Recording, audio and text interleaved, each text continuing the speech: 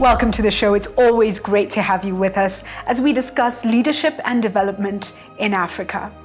On the show this week, we host Elsie Kanza. She's the head of Africa at the World Economic Forum. She gives us her insights into Africa. We get your views on the issues as well. And we have Africa's top 10. You're watching the Africa Leadership Dialogues. I'm Julie Gichuru.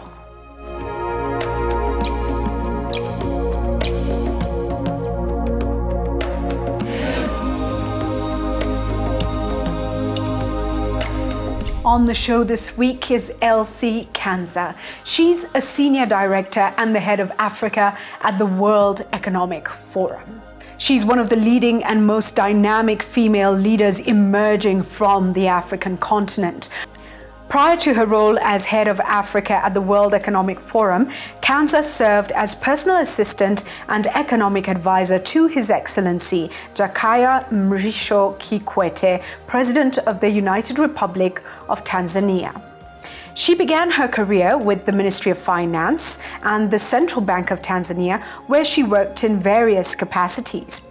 Kanza was named one of Forbes' 20 youngest power women in Africa in 2011. She's a World Economic Forum Young Global Leader and an Archbishop Desmond Tutu Leadership Fellow. Let's get her insights into Africa. Thank you so much for making time, Elsie, for being with the Africa Leadership Dialogues. Now, I've been attending the World Economic Forum on Africa meeting for years now. I think it's close to 6 to 7 years. And it's amazing to see the networks, the people who get together, the business opportunities that are created through the platform, but also the discussions on leadership, governance, and many other areas. You've been with the forum, you head the Africa office. What do you think the forum is doing in Africa today? Well, in a nutshell, we are acting in a manner that is consistent with our global mission, cascading down to a regional mission. And the global mission, which is quite ambitious, is seeking to improve the state of the world, and equally ambitious for Africa is seeking to improve the state of Africa. And this practically means having, first of all, bringing together the key stakeholders who can influence the world that we live in Africa. It means fostering dialogue to resolve issues or challenges that are confronting Africans in Africa today. And we do that in a particularly unique way, which is to bring different stakeholder communities that don't usually sit together to solve a problem together, to discuss a problem together, to encourage them to work together. And so accordingly, we tend to focus more on those problems that they cannot solve independently. So if you look at a problem like infrastructure development, it's a big problem, right? If you look at education, that's a big problem. If you look at agriculture, it's a big problem. You need to have everyone move in concert, so to speak.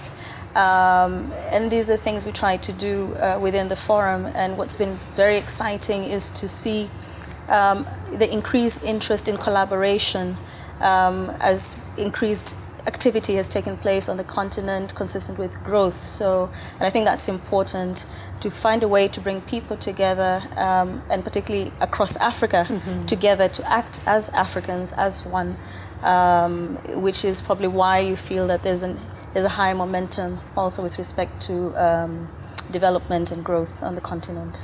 Let's talk about where Africa is today. And one of the things that is very exciting about the forum is the fact that a lot of reports, information is provided, analysis done. The research is astounding. Let's go into the question of Africa rising. When people talk about Africa rising, do you buy into that narrative, or what are your thoughts? I'm cautiously optimistic. Okay. Yes and no. If you look at the numbers and the trends, clearly Africa's come a long way from 10 years ago. It's the fastest reforming continent when it comes to the ease of doing business. In terms of gender parity, you're seeing the gaps close and having African countries like Rwanda leading globally, not just in the region.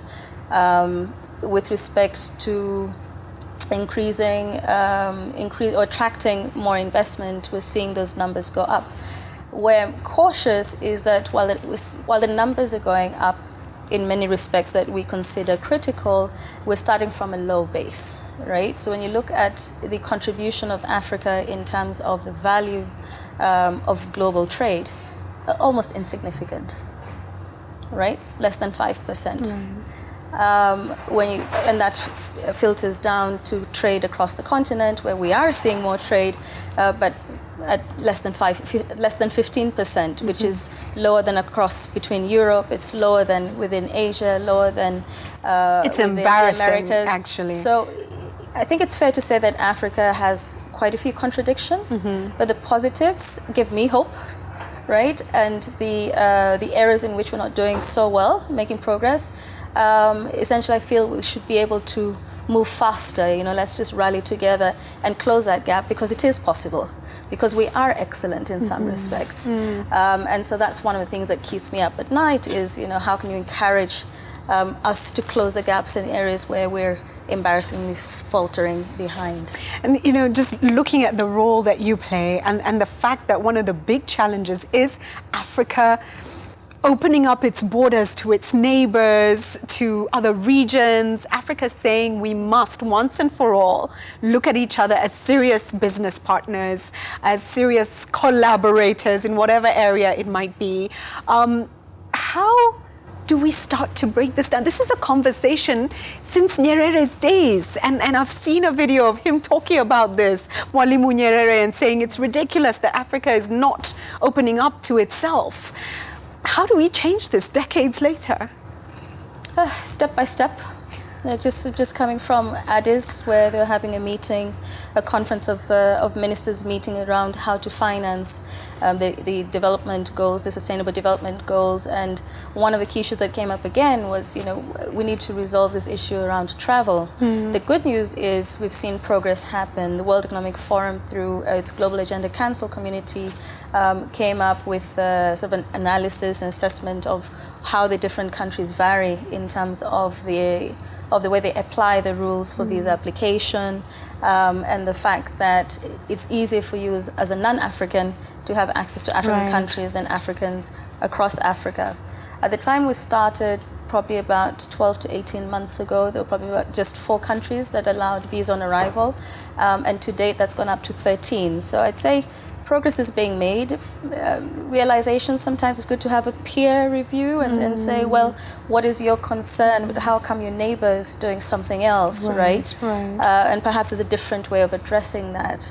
And having the high aspiration of increasing trade and investment between African countries, which requires people to physically be able to move, to travel and meet partners and see markets, etc. So if you can't move easily, then there's no way you will trade easily. So I think progress takes time. Our countries are dealing with lots of challenges.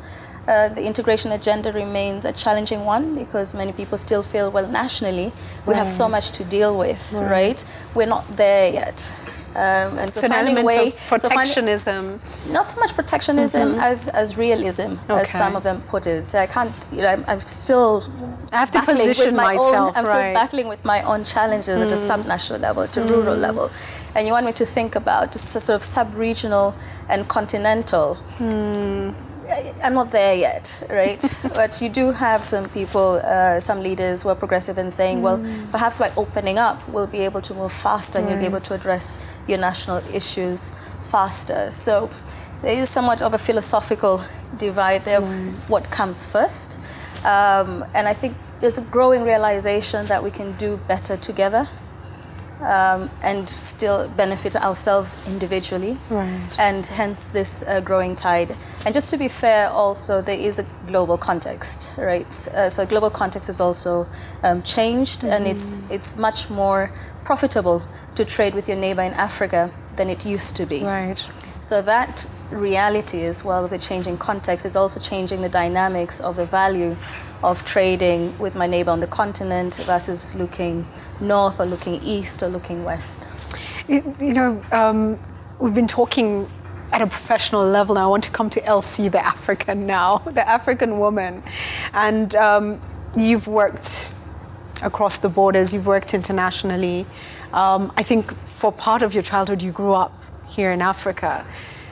All of my childhood. All of your childhood. When you sit on those international podiums, are you proud of Africa, or is there something gnawing at you telling you?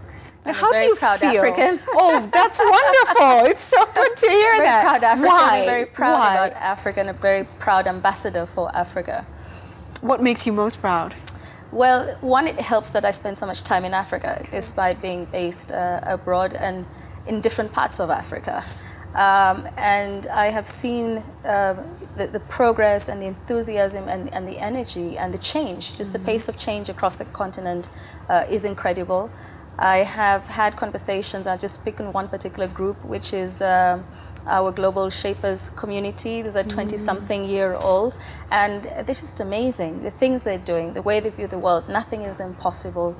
They're changing their communities in their own ways and doing things that are truly inspiring. And that you can't help but have hope in. Right. And at the same time, you're also seeing world-class examples coming out of Africa. So I always get confronted with the question, is that really happening? And I say, but what about this? And did you hear about that? And you hear about that? So perhaps this is something you can help with. We still have a challenge with the African narrative. Right. We don't know enough about what we're doing to have a realistic view of what is possible. I've been blessed and fortunate to be able to move across different spheres and countries. So my pride and my belief comes from things that I have seen and experienced, not theory, right? And that's where my hope and excitement comes from, and my belief that we can do it, right? Some of us are doing it, we're getting it right in some respects, and we have world-class benchmarks in some respects. If we can do it for some things, why don't we do it for all things that matter to us? Stay with the Africa Leadership Dialogues.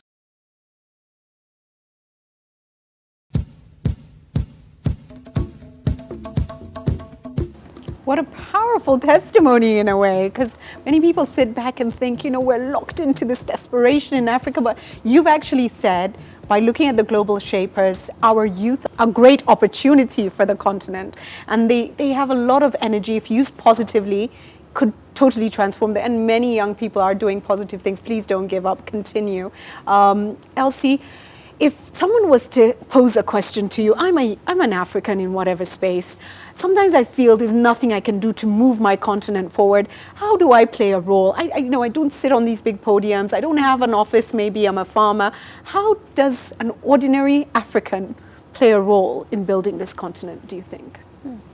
I don't have an easy answer for that. Okay. I think a key starting point is learning from others. And personally, I'd like to see much more exchange of what we're doing, having more examples of local role models, right? One of the stories I love is about the Malawian who built the windmill, right? But he read a book. Right. He didn't see a windmill. And you have many such examples. Recently, I was watching a news program about sort of recycling, and you have this youth that are recycling banners, previous banners, and transforming them into bags, right? So finding new ways to transform waste. So I think examples like that inspire us and help us see that, okay, well, I can relate to Julie, right? Your story speaks to me much more than a generic story, right? And it's easy for me to then say, well, how can I learn from what you did? So sharing your story or my story can help me sometimes to figure out, for people who never had those opportunities. So learning and coming back to education, really, which is partly what that is. How do you learn? And you can learn through role models, right? And that figuring out how to get the stories out is one way to give people hope, and one way to bridge the gaps for what they did not learn when they were in school, or did not have the opportunity to, in some cases, that can influence what decisions they make and paths they choose to pursue. Right. And I've seen it happen. So if you're interested, I'm always happy to share stories. And many people are quite willing to help out by sharing their story. It's not so much about money, really. I think first and foremost it's about ideas. Right. And then second is money, but even there are many ideas about how to bridge that gap. So finding a way to democratize ideas, information, knowledge, is one that could help to bridge that gap. It's a powerful message. It's not also so many people are looking for funding. Right. If I only get some funding, it's not so much about money, it's about ideas. That's a really good one. What are the greatest challenges facing the continent today? So one is agriculture. So agriculture, whether we like it or not, still employs the majority of Africans. And if we break that down further, most of the farmers are women. And one of the challenges that the chairperson of the African Union posed last week, he says, we're still using hand hose. We need to banish hand hose to the museum. Right. Why are we still using hand hose as a basic tool in agriculture? What's worse, though, is that we are importing food worth between $35 billion and $40 billion per year across the continent. That's mind-boggling, right? Disempowering the farmers while we're... Well, it's not just that. It's that we're consuming. We're a market for the world for food, and yet we have 60% of the arable landmass in the world. So that's a contradiction. That's a challenge that we need to bridge, and particularly when you think that we are the fastest growing population as well. So this is a problem that can only get worse, and I also choose to see it as an opportunity, right? Because the curve's only going up. So once we figure out how to feed ourselves, and feeding ourselves what we want to consume, then that's a win-win. That's a win-win for the African as well, and not just the farmer or the livestock keeper or the the fisher person, but really working up the value chain, right? So basically, from production to market, to your shop, to your table. The second key challenge is infrastructure. Again, and in particular cross-border infrastructure. So it's nice that we talk about intra-Africa trade, but unless we have infrastructure that's connecting our countries and not leading out of the continent, we're not going to bridge that gap. And that is a space that is changing, would you say? It's changing. It needs to change faster. Okay. So we have an initiative with the African Union Commission, the NEPAD agency, and the African Development Bank, which was working with the Continental Program, the Program for Infrastructure Development in Africa, and working with insights from our business community acting as an advisory group to determine which programs are bankable. And this process has taken 3 years, and just last week we had a meeting for the Central Corridor countries, which has now become the pilot for the rest of the 51 programs, because the Central Corridor was the most advanced, and this is primarily in terms of data availability. And this now is going to move into the next phase, following in the footsteps of the Northern Corridor. So clearly you can see East Africa is leading in that respect, and I'm sure you can attest that you've seen things change faster with the efforts and the rallying and the reorganization around the Northern Corridor. And so progress is being made, and it's part of that realization, first and foremost, that landlocked countries have no option. So if countries that are bordering seaports do not improve the connectivity for their neighbors, then they will stifle the potential for their neighbors. So it's good that progress is being made. These corridors have existed for centuries. And so that's a critical challenge that I see, which is how do we mobilize the financing? So now that we have clarity around our programs, our priorities, reorganizing ourselves, because it's hard to operate as one government. It's even harder to operate across 5, right? Across 6 and across 54 to deliver on the same objective. So that requires a high level of commitment internally, and being able to then mobilize finance by overcoming those challenges while not necessarily compromising but balancing sovereignty and national issues is one that's not simple, but one that is worthwhile. Has African Development Bank played a key role in trying to bring all these aspects together? What they have played a key role in terms of rallying the world as well as the continent around the importance of infrastructure. That's something that the current President Kaberuka really has been extraordinary at. Infrastructure is very much at the center of Africa's transformation. Rallying also in terms of establishing a fund and being very loud about Africa needing to finance its own development. And this you see in the Africa 50 Fund, which is still looking for contributions from member states. So that's an appeal that's ongoing. More importantly, what we've done, because we're not a funding organization as a World Economic Forum, really our role is to facilitate bringing stakeholders together and encouraging them to work together. So all of us have worked together to just say, how do we pool, our efforts and not have FDB doing its own thing and the World Bank doing its own thing and the governments doing their own thing and the private sector doing their own thing, to say, well, let's agree on one priority, focus on that and focus our energies, because we don't have enough resources individually to meet all our obligations. And the last key area, which is a regional initiative that we're also working on, is related to skills and bridging the skills gap in Africa. Because it's quite phenomenal that we have, and really the mismatch more than the gap, because we are seeing graduates come out of universities that are not able to get jobs. We have infrastructure projects, basic infrastructure, whether it's rail or road, where labor is needing to be imported from China, for instance. With these lofty ambitions that we have for high-speed trains connecting Africa, where are the engineers, right?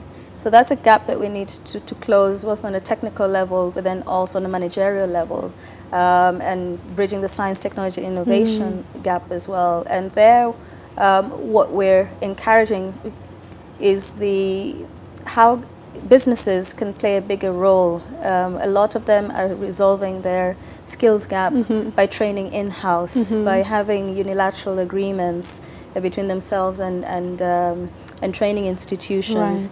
That's not big enough. So how do you mobilize society? Because education also comes down to individuals, comes down to their families or whoever is paying for the education, comes down to the market. If I'm not employed by you, can I be employed by somebody else? So it really needs a much bigger effort to rally around. And so we're at the early stages, which is essentially still scoping what people are doing to bridge this gap, getting a better handle on what the gap is. And then the next will be, how do you mobilize everyone to take advantage of these opportunities, really, right? If you have some idea of what the needs will be for railways and ports, you can already start determining which direction to go into if you're in high school, right? So that by the time we start building railways, and railway building takes time, and if we do it across the continent, this could be a great business for decades to come. It's a worthwhile investment. Let me ask this. We've come to the end already, would you imagine? We're in the last few minutes. What are the greatest opportunities that we have right now, and how can we leverage them? I think you've mentioned some, but... So the greatest opportunity is ourselves. Right. And we talk a lot about the demographic challenge that we face. Youthful continent, a youthful growing continent, is also a growing consumer base.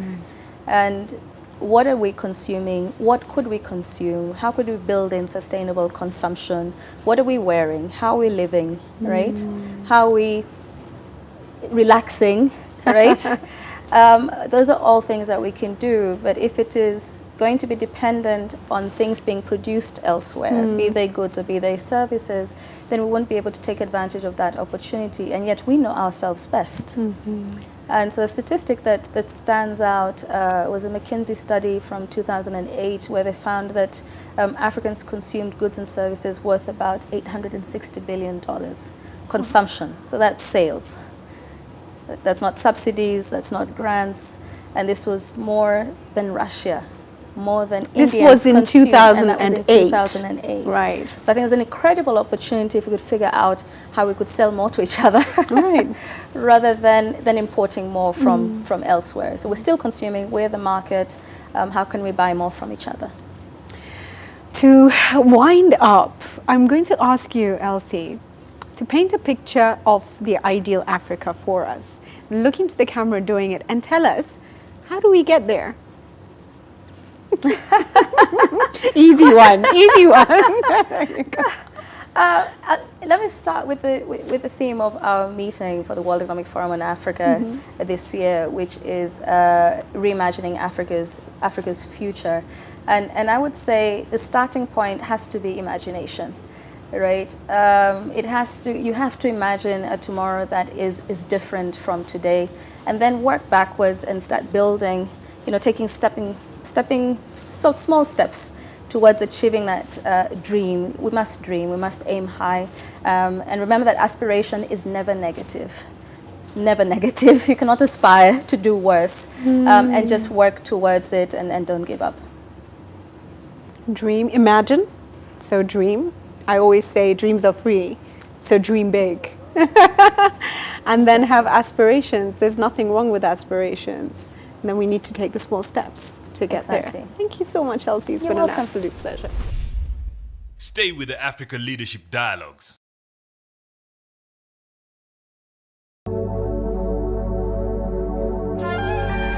My name is Elsie Kanza, and you're watching the Africa Leadership Dialogues. There are many young, incredible Africans transforming this continent. Elsie Kanza is one of them. If each of us play a role, we could do so much for Africa. Time now for your views on the issues. This week, we asked you, how can Africa adequately invest in its resources to foster increased and sustainable development? Here Havon Peter says, end corruption and focus on the youth. There's talent, creativity, and necessary resources in our beloved continent. Sarah Akinyi from Nairobi, Kenya. There are various ways in which Africa can use to increase and sustain development. One, we can develop sound economic policies that will help us to live according to our economic zone. This will help us to avoid unnecessary expenditure. On the second point, we all know that security is key, and that means if we sustain and increase our security as the African countries, it will attract foreign investors to come in and invest in our African countries. That will mean development and profit to us as Africans. With that, I think Africa can be able to increase and sustain development. To join our conversation, go to our G+ page, Africa Leadership Dialogues, on Facebook, Africa Leadership Dialogues, on Twitter @AfricaLD, and on WhatsApp, send your video comments to +254 715 816 033. And now to Africa's top 10. On Africa's Top 10 this week, we feature the countries with the best capacity for innovation. The study focused on the extent to which companies have the capacity to innovate.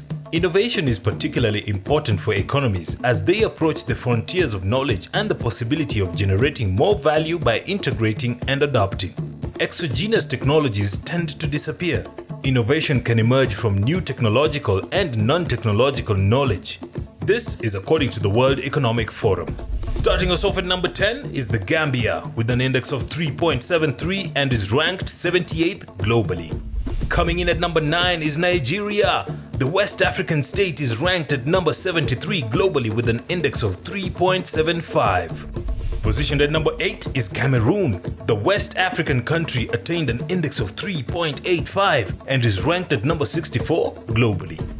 Taking the number 7 spot is Seychelles. The island nation is ranked at number 59 globally with an index of 3.9. Slotted in at number 6 is Senegal. The westernmost country in the mainland of Africa attained an index of 3.98 and is ranked at number 56 globally. At number 5 is Mauritius with an index of 4.05 and is ranked 50th globally. Taking the number 4 spot is Ghana. The middle-income country attained an index of 4.07 and is ranked at number 49 globally. At number 3 is Zambia with an index of 4.1 and is ranked at number 45 globally. Coming in at number 2 is South Africa, which is ranked at number 45 globally with an index of 4.1. And at number 1 this week is Kenya. The East African country attained an index of 4.5 and is ranked at number 33 globally. And that's Africa's Top 10 this week.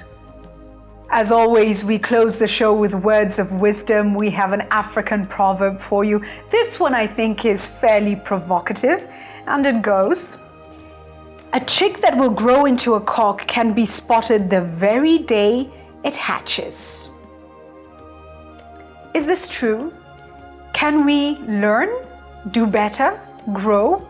Or are we destined for either success or failure? I said it was provocative. Share your views on social media. Blessings to you and blessings to Africa.